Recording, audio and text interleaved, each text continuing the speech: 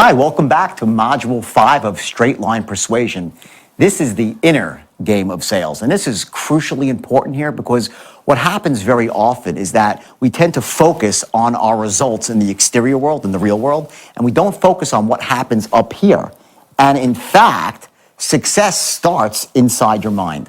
You have to condition your mind for success, to condition your mind to move through obstacles, through fears, and to focus on where you want to go in life and not what you're afraid of. See, so many people out there, they have a tendency to live in the problem versus in the solution. So what we're doing here in this module is we're giving you some very powerful tactics, some very powerful techniques that will allow you to develop a laser-guided focus on your outcome, on where you want to go. And you're going to learn some words that are very destructive, things like the word should and the word problems that tend to disempower people. And you're going to learn a process called reframing, where you actually can take those words and apply a new meaning to them that propel you to taking action versus keep you in a box and stop you from taking action. I will tell you this, there's a lot of metaphors that I use in this module, and I want you to focus on the metaphors because what they really do is they're going to link up your past experiences in your own life and allow you to really see how, without knowing it, your mind has worked against you and stopped you from being all that you can be, not just in sales and persuasion, but in your relationships, maybe with your children, whatever it might be, socially and especially financially. So again, this module here, it's crucial. You're going to learn very basic tools here, but that are very, very powerful. They're all going to be easy to use, which is very important. And before you watch it, I want you to remember one thing here. And you're going to hear this in the module and see it on the DVD. That you are not the mistakes of your past. You are the resources and the capabilities that you've gleaned from your past. That, if anything, is the most crucial distinction in this DVD. And I've used this, by the way, when I work with a lot of kids who are for charity with the Salvation Army, kids who had terrible, terrible upbringings and have insult after insult dealt with them by their parents, by society. Many are addicted to drugs. They're living on the streets. And when I get these kids in a room for a couple of hours and I work with them closely, the core message I get through to them is that everything that happened in your past that was an insult or that hurt you, it now becomes muscle for you to go forward, to get that learning from the past and to get tough, to be able to go forward right now, to move through fear, to move through uncertainty, and to move through self-doubt, most of all, to keep your eye focused on where you want to go. So remember, keep your action book handy, make notes, watch for the metaphors related to your own life, and I'll see you on the other side.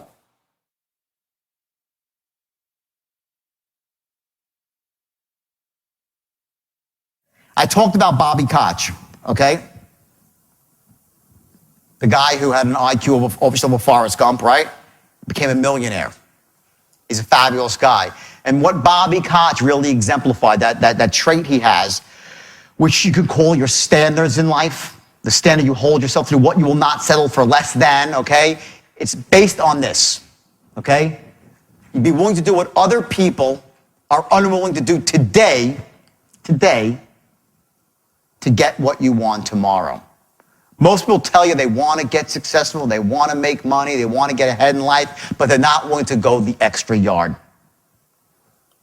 I told you a couple of stories before, and there was embedded in there was the secret to success. I said to you that when I was 40 years old and lost my money, I went out and knocked on doors till my knuckles bled.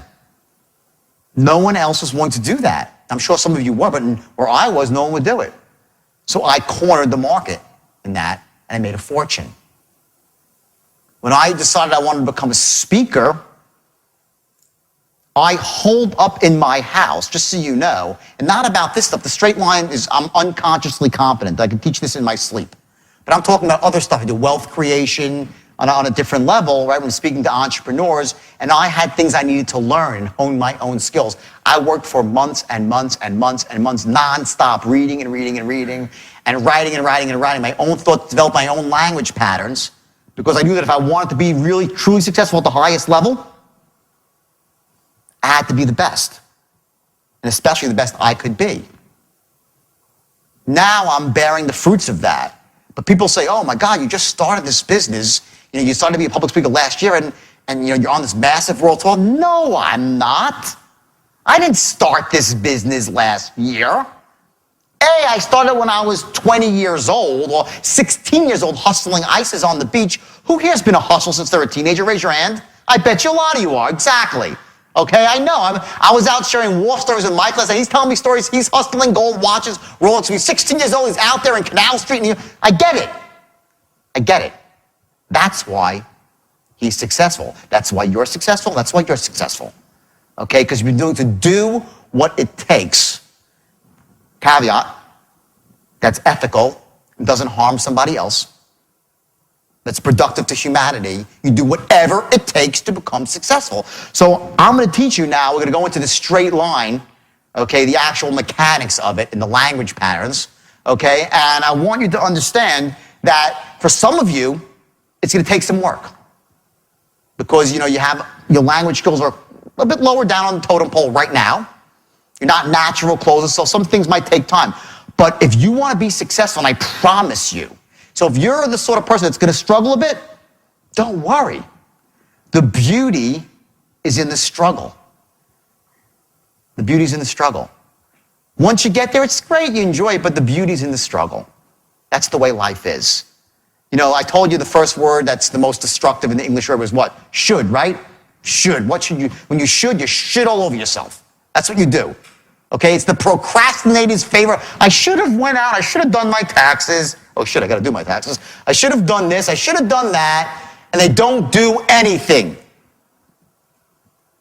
That's should. The second most destructive word in the English language is this.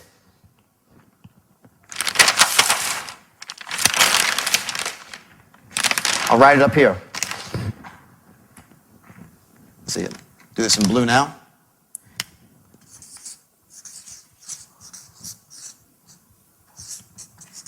Problems. Everybody's got a freaking problem. Problem. Everyone's got problems, right? What a load of crap this word is, problems. I want you to wipe this word out of your language patterns, okay, and replace it with this word.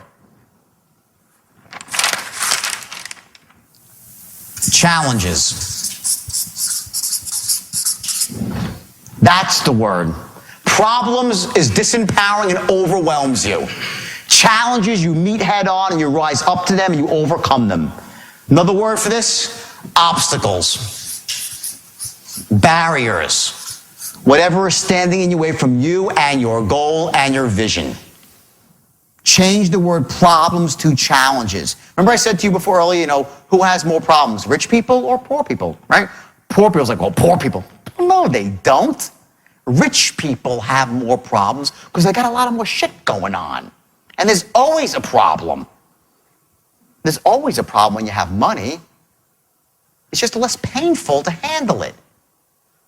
The real word, the word that empowers you, is challenges. Look at it this way. And I know most of you are successful, but some of you probably right now are struggling financially. It's been a tough time in the economy, and some of you are on the way you're bouncing back, okay? And one of the things I say to groups of people, especially when they're struggling, when I'm doing a seminar, it's about wealth creation. There's a lot of people that really, they really want to be entrepreneurs, and they're not there yet. And they're so caught up in the muck and mire of their past, in their past mistakes, their past failures, and they're so invested in that, and they just don't think of themselves in terms of being a guy or a girl who could be successful. And let me just tell you something. Here's the real deal. If there's one thing that you get out of this for non-sales, it's this. Just for your life, you are not the mistakes of your past. You are not the mistakes of your past. You are the resources and the capabilities you've gleaned from it. There's a huge difference. As soon as you make that shift in your life, you're going to realize that anything that's happened to you bad is your greatest asset. I was interviewed on TV in New Zealand. It's online, by the way. You can find it like last week. And I'm being interviewed by this guy, and it's a great interview from New Zealand TV. And the last question, he goes, you're making millions and millions of dollars right now. And, in some way, don't you think, are you saying you're glamorizing that, you can, commit a crime and now make millions and millions of dollars? You wrote bestsellers, you're on the tour. And this was not an adversarial interview. This was a very friendly interview. He asked me a genuine question. It wasn't like, aren't you? He was very nice about it. And I was kind of stunned for a second because I hadn't thought about it. And I said, absolutely not. I said, my past is my greatest asset. What happened to me, now I'm not proud of what I did, and I feel bad. I have remorse. Remorse, not guilt. Guilt is a loser's emotion. Remorse is the emotion that allows you to move forward and do things right. Guilt's like, oh, I feel so guilty, oh, woe is me, and you want sympathy, oh, poor you. That's bullshit. Remorse is the empowering emotion. My past is my greatest asset. My past has allowed me to A, have the credibility to stand up in any room and know that I don't just talk the talk, but I've walked the walk, that I've made mistakes. I represent the people that are down at the bottom, no matter how low you've fallen on the totem pole of life, of relationships, of love, anything. I lost everything, not just my money. I lost my wife. She walked out the door the day I got indicted, guys. The day I was walking down the courthouse steps and she said, I want a divorce. Imagine that. Not that I was a model husband or anything while I was married to her. Those who read my book know that. But my point is this. In one day, I lost my freedom, my money, and my family. And I wanted to crawl up in a hole and die. I wanted to crawl up in a hole and die. So if you're in a spot in your life right now, I hope you're not, but if you are, I want to tell you something. There is no level, no matter how low it is, that you can't come back from, like gangbusters, because I did it. I'm living proof of it. I'm living proof.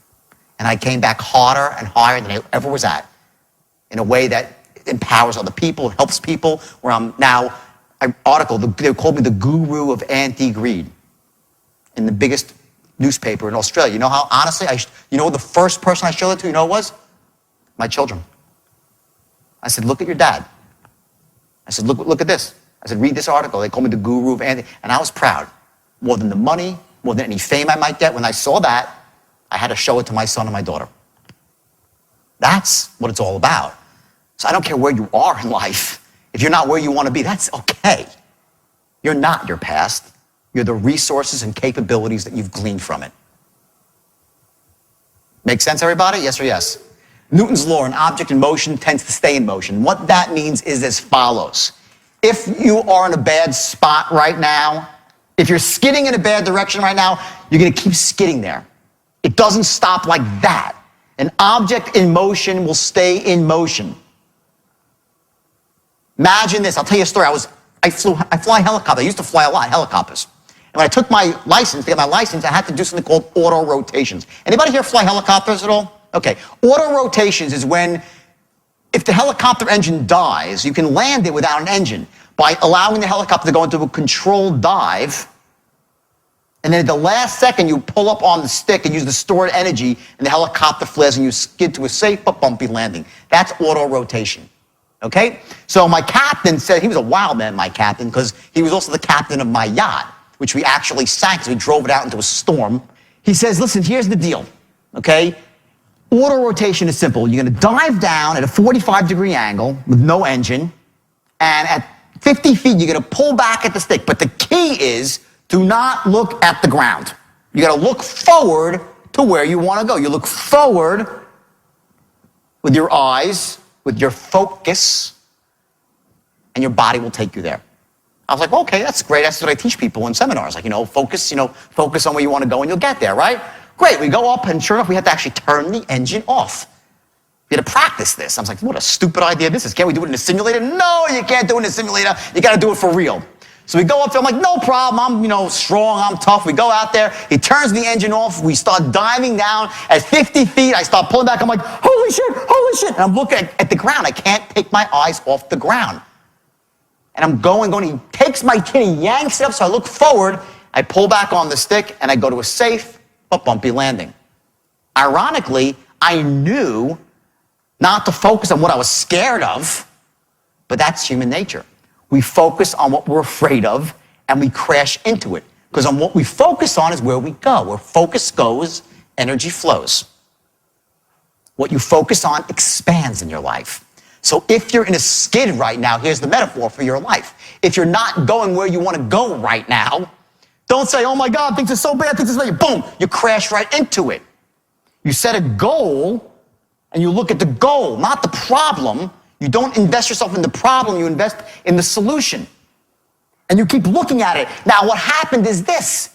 When the helicopter was diving at 50 feet and I pulled back on the stick and I looked ahead, did it continue to dive? Yes. It had momentum. You get it? An object in motion will stay in the same motion. It has momentum. So my instinct was, shit, it ain't working. I want to see the hit. It's like when you want to get punched, let me at least see the punch coming, so you want to see the accident before it actually happens. Human nature, right? You want to look at it. Well, as long as I'm going to crash, I might as well look. You ever see a guy, this is the basic. There's always a guy in a Ferrari, some stupid rich guy in Westchester. He's got a Ferrari and it's a wide open road and there's fields everywhere and he crashed into the one telephone pole. Like, how the hell did that happen? Guess what? Same thing, where focus goes. He's like, oh my God, a telephone pole. He's like, no, right into the telephone pole.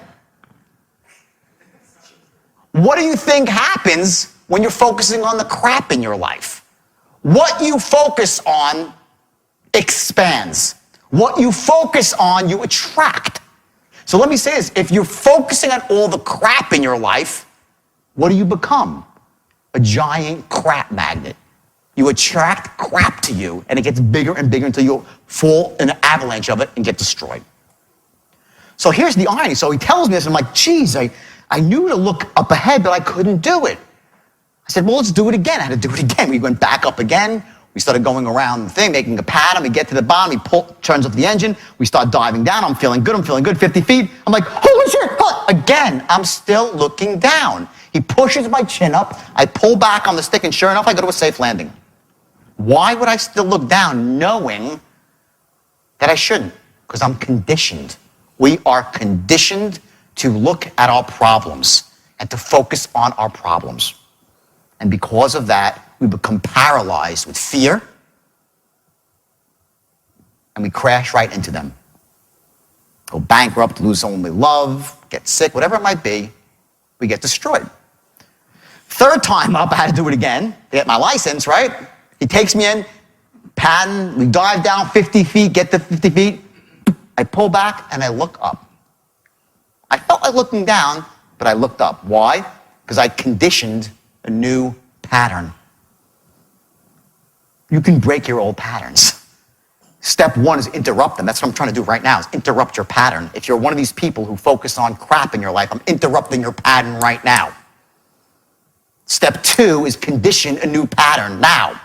To start looking at your solutions, on your goals and on your vision. Doesn't matter where you've been. Imagine if you're on the speedboat and you look behind you at the wake. Ask yourself, does that foamy white thing have anything to do with where I'm going now? Does it? The wake does not drive the boat. Your wake is your past. What drives the boat is you, the captain, and where you're focusing on, right? Your focus, that's where you're going. And the engine, the motor, which is what? That's your actions, okay? The state that you're in, this resourceful state to be taking action and focusing on the good stuff versus the crap. That's called being not a creature of circumstance, but a creator of circumstance. You set a goal, you focus on it, laser guided, like the straight line. When someone walks in the door, if you're a salesperson, on the phone, your focus is on the close. Everything else is all the noise in between. It's life. So you condition a new pattern and you move forward. It's as simple as that. At the heart of it all, and I'm going to move on past this stuff, self-development, at the heart of it all, but I need to give you this stuff too, because it's really important for sales, especially when you're in an up and down business, and one day it's great, next day it's a disaster. And I want to just share some distinctions with you that can help you manage the way you feel as a salesperson, as a human being, moment to moment. Because what a state does, your state, I'm talking about your physiological, emotional state, how you feel now. There are states that lead to wealth and success. I said a couple before about sales: certainty, clarity, conviction, confidence. In your personal life, are those the best states? Maybe not. Maybe it's love, compassion, understanding, empathy. Those are very empowering states. Master the ability to be in those states, and you got something. Conversely, there's disempowering states, which are fear, jealousy, greed. And on the opposite, Ambition would be the empowering state, right? Jealousy, greed, overwhelm, uncertainty. Those states lead you to A, perform at a low level, B, to be in more unresourceful states because they almost snowball on each other. You know when you're on a roll as a salesperson and you're just doing great and you're like, I'm on a roll, right? That's called a resourceful state, yielding a resourceful state, yielding a resourceful state. And when you're feeling like crap as a salesperson and you can't close a door, okay, it's because, damn, I can't close, damn, I can't close, and you walk in. I'll tell you a great story about state management. My first day ever training for sales. I was 21 years old, and it was door-to-door sales for meat and seafood, as I said. My first day on the job, my friend trained me. Lives in Florida, very successful guy, very successful. And he was selling on a pickup truck. You know those guys that go around selling steaks and shrimps and lobsters on boxes, right? And he takes me around his door-to-door cold canvassing, the worst job in the world. I mean, really awful job. Takes me around, and he knocks like 20 doors in the morning. And each door's like, hey, how you doing? My name's Elliot. I deliver filet mignon, shrimp, blah, blah, blah. All upbeat and positive, you know? And I'm looking at this thing, and everyone's like, no, and then I should know, slamming the door in his face, okay? Somewhere around 12:30, I walk up to the door with Elliot, and he opens the door, and I see his shoulders are getting slightly down and down. He's not negative yet, right? Almost like 12:30, he knocks on the door, and they open the door. He goes like, you wouldn't want any filet mignon, shrimp, and lobster tails, right? I mean, I delivered to some of the other people no one wants today. Do you want any? That's how his rap degenerated. He went in a state of complete and utter uncertainty. You can't close, you can't open, you can't do anything as a salesperson if you're in that state where you don't think they're going to buy. You cannot do anything meaningful in that state. And I watched it before my eyes, a salesperson, and you must see this if you're in, especially if you're a sales manager and you're sitting in an office, you see someone that's not doing well, and you watch how they just sink and sink and sink, and they pick up the phone, they're like, hi, it's so-and-so calling from XYZ company. You really wouldn't want any of my product, would you? Not going to close a lot like that. That's the ability to manage your state. It's how you act in the moment. So you might be the best salesman in the world, but how are you right now? Can you close right now? You might be the best parent in the world, but if you're in a state of impatience, how great of a parent can you be? You might have read all the books on parenting. You might love your kids to death, but if you're in a disempowered state of impatience and overwhelm, can you parent? Yes or no? You can't.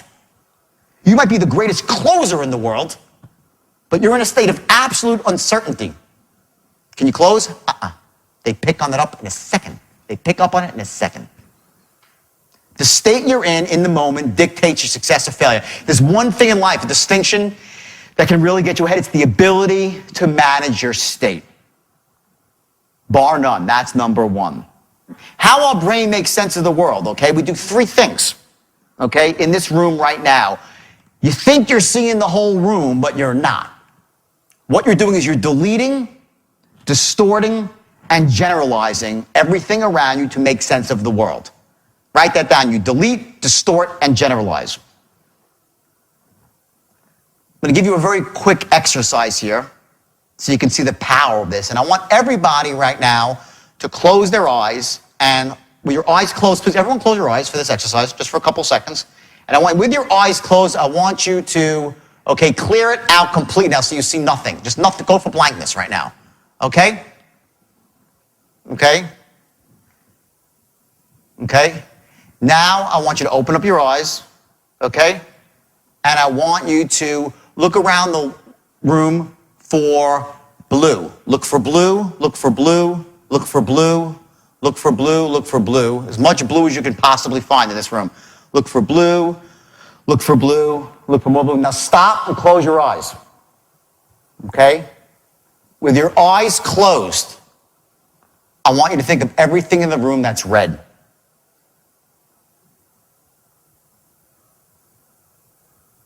So, I bet you see a lot more blue right now than red, right? Now open your eyes, and now start looking for red. Look for red, look for red, look for red. Look for red, look for red, look for more red. Okay, great. You see a lot more red now that you're looking for it. Carpet's red, right?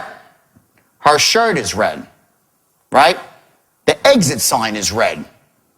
The Coca-Cola, the bottom of the top is red, right? Anyone else see any red? Who sees red? The chair is red, okay? Anything else red? Anyone else see red? Got the carpet, what else? Anything else is red in the room? Keep going. There's got to be more red in this room. Exit sign said the exit sign. Anything else is red? Okay, there we go. Bingo! Okay, he said it. He said the chair is red. Is the chair really red, though? Barely. It's almost pinkish, the chair. But because he's looking for it, you know what happens? You start making shit up to be right. It happens every time. It's really more pink than red. It's not red. It's almost, maybe it's red. It's like, well, why not red? Sure, I'm looking for it. So let me ask you this. What happens when you start looking for problems? You'll start making them up if they ain't even there. That's the power of deletion. Conversely, what happens when you're focusing on your goal and your vision? You start seeing every opportunity that comes your way. If you're out there looking for all the crap on the problem, the opportunities fly over your head every single time. You delete them out. There's a portion of your brain called the RAS, the reticular activating system. And what it does, it decides what you focus on and what you ignore. Because you can't focus on everything around you. There's too much data. Right now you're focusing on me, maybe that, maybe the person to your right, everything else. You're not feeling it. You don't hear the beating of your heart in your artery over here by your ear. You don't hear the hum of the air conditioner. Now you do. I ignited your RAS.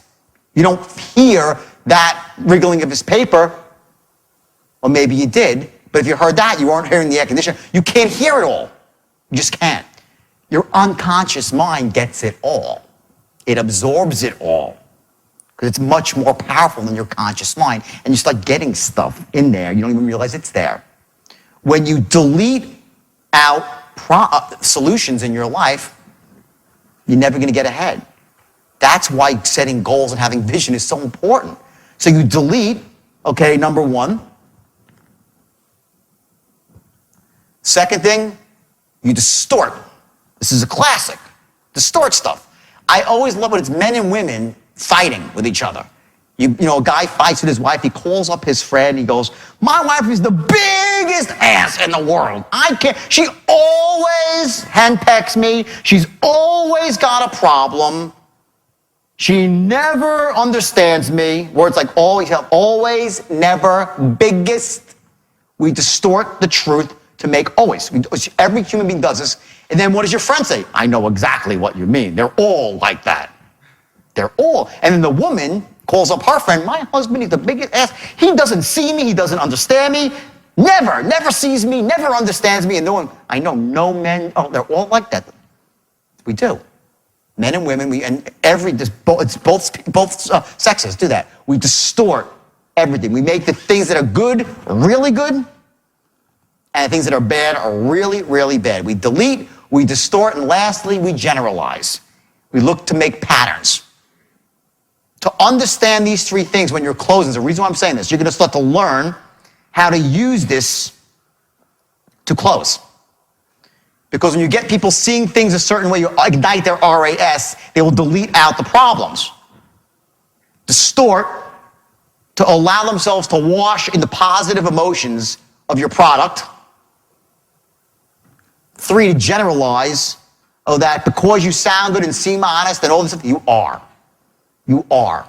You're not like the rest of them. You generalize. You use these things. It's very powerful tools to motivate yourself and motivate other people to buy. But again, never do this in a way that disempowers somebody else. Don't get them to falsely associate into a good benefit if it's not really there for them.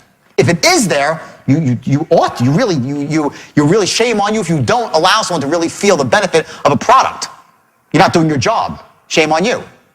Likewise, if they're all focused on the negative, you don't move them to the positive, no one can live like that in the negative, right? You do your job, but don't do it in an evil, underhanded way, okay? And that's the ship right there that I should have shown earlier, okay?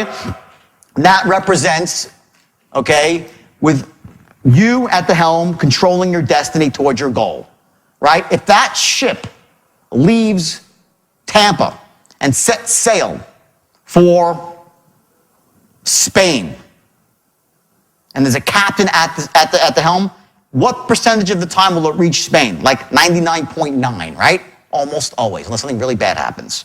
Okay? Now imagine that ship going to Spain without a captain, going randomly.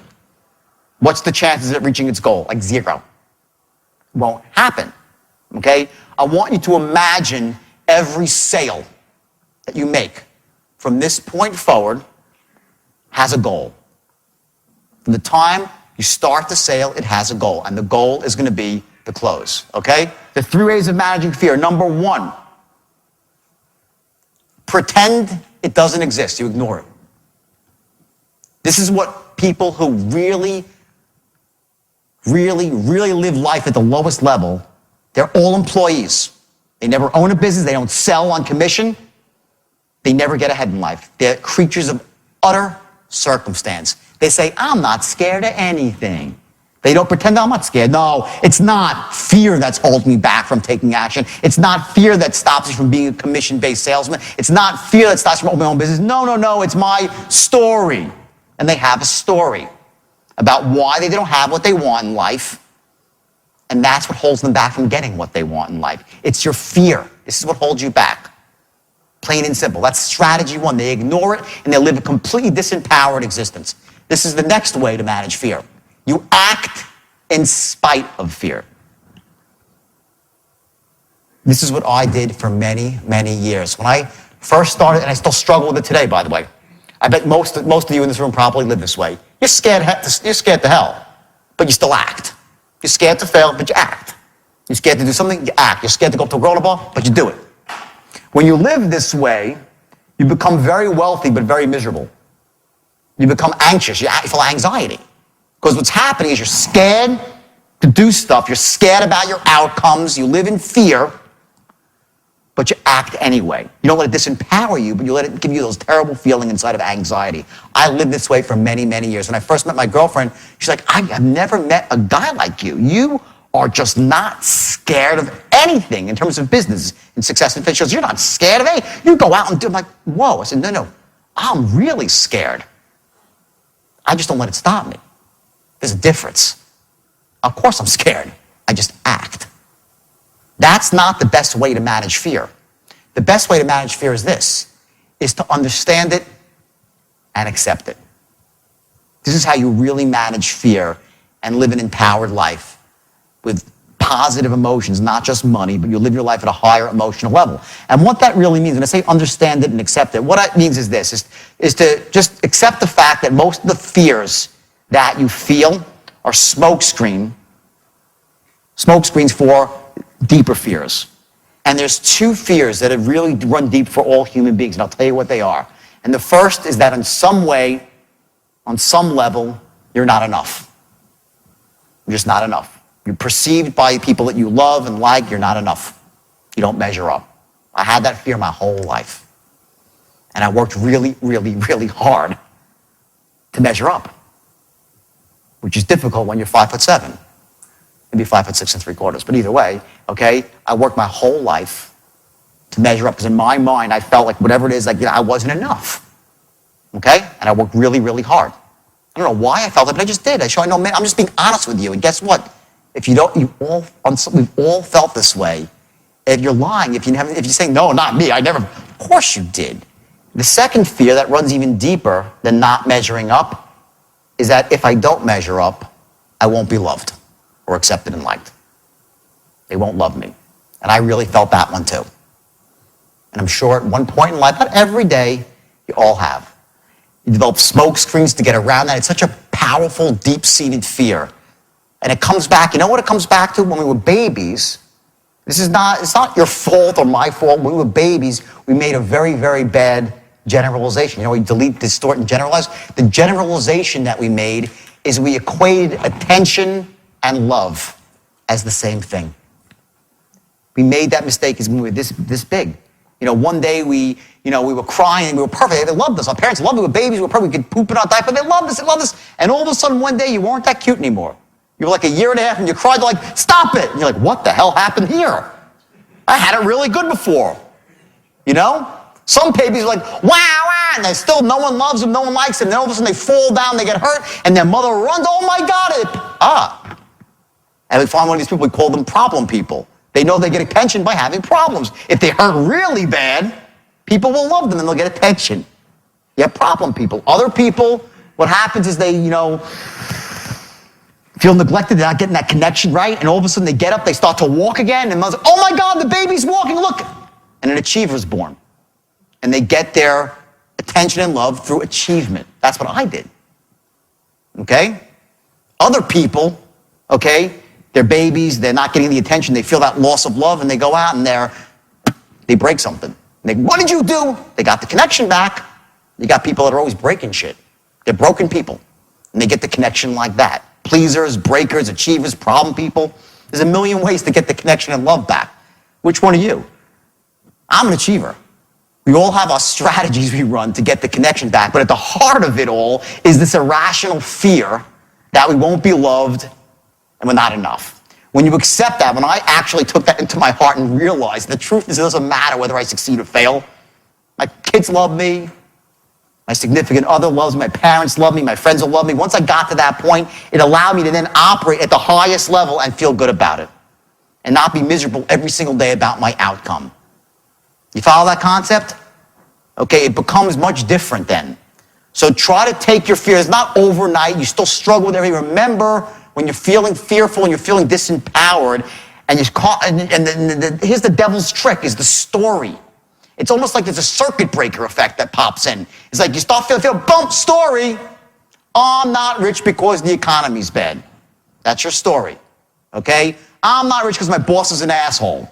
Okay? I'm not rich because I wasn't born rich. Guess what? That's what poor people, they were always rich.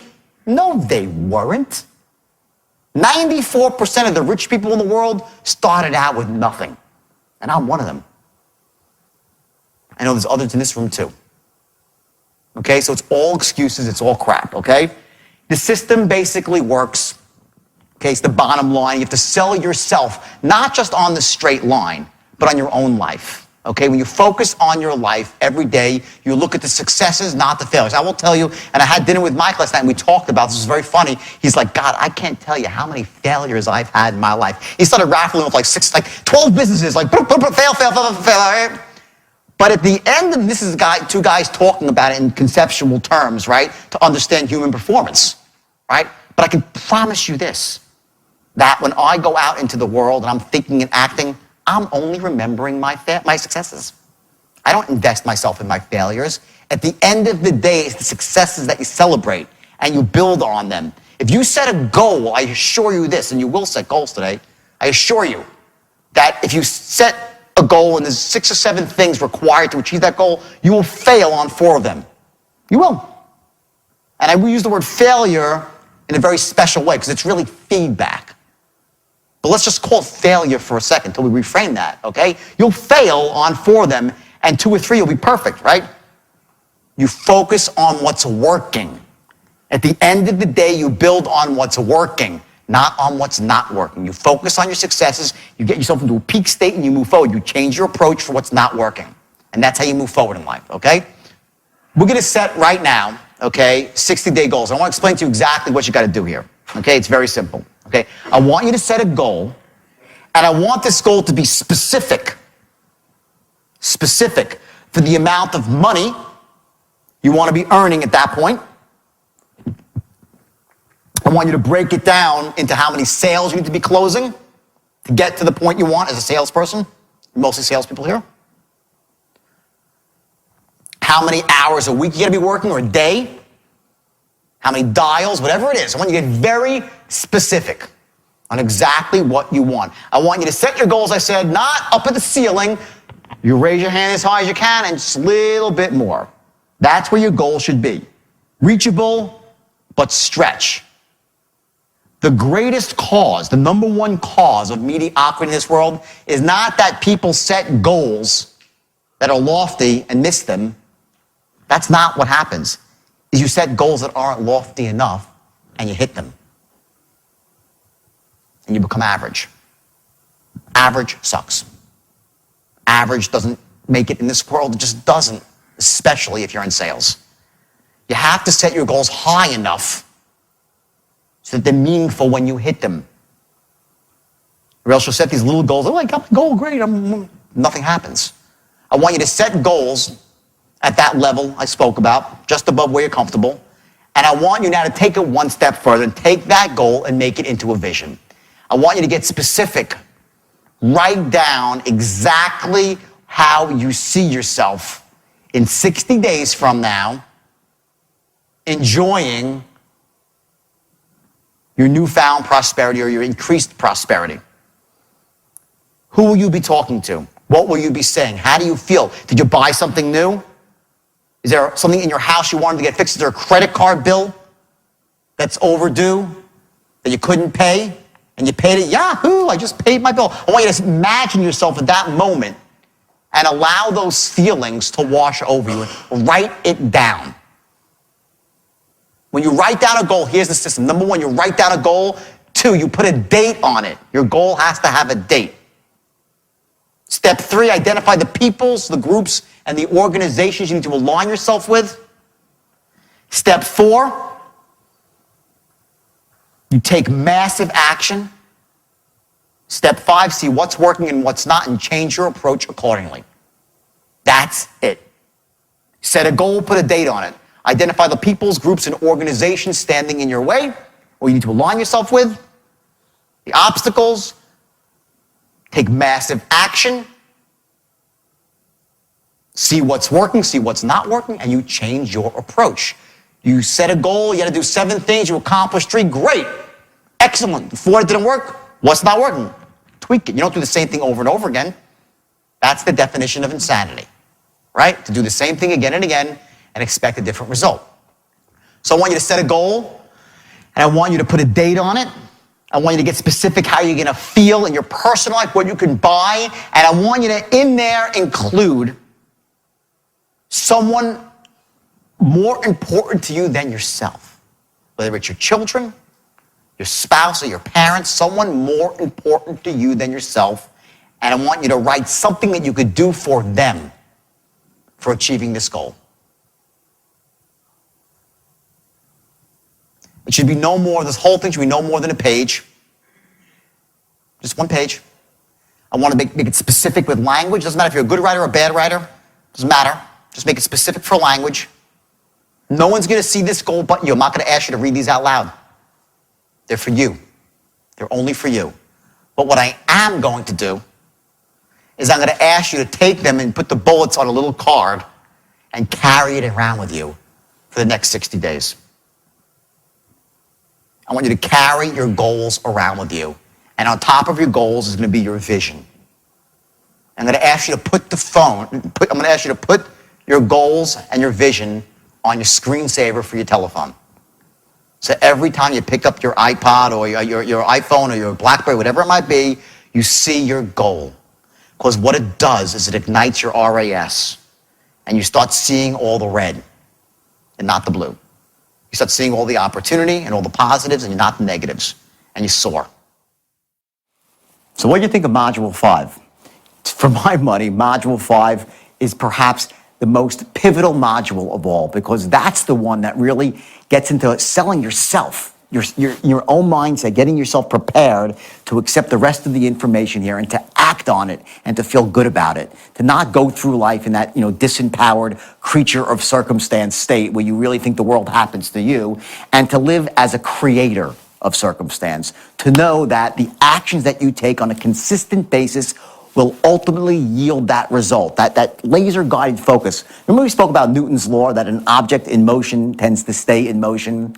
Well, we know that's true. You heard it on the DVD, and when you've related, hopefully, that metaphor to your own life, you've seen times that you were heading down the wrong path, yet through simple inertia, you just kept walking down that same path.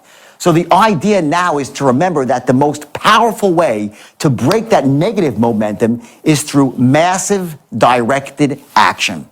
So the goal here and the action steps here, there's 2 of them, are going to be number 1, to take one definite, precise action tomorrow. Or if it's still early in the day, then you can take it today. And also, make sure that that action impacts you in persuasion. Don't make it some random action. I want it to be about what you're learning. Secondly, we're going to set 60-day goals here. And get serious about this. Remember, you got to put a date on your goals, identify the peoples, groups, and organizations that you need to align yourself with, any skills you need to learn, and then you're going to take that massive action. And when I say massive action, by the way, it could be a baby step, because a series of baby steps together yield massive action. But make sure these baby steps are close enough together to break the negative momentum. And if you take the steps, you take the massive action, I want you to analyze your results, see what's working, what's not working, and you're going to change your plan accordingly. Shockingly, what you're going to find out is there's not that much that's not working for you when it comes to persuasion. And the reason is because you're dealing with a proven system. And that's the beauty of a system. See, rather than having to make all the mistakes yourself and figuring this stuff out, you're dealing with someone like me who's been doing this for, 23 years now, actually 25 years, I'm getting older, and who's trained thousands and thousands of people. And I've seen the struggles that they go through, and I've specifically designed and then redesigned the system to deal with those struggles, to make it ABC simple, step by step, move by move, to allow you to embrace these techniques so you'll be the best persuader you can possibly be.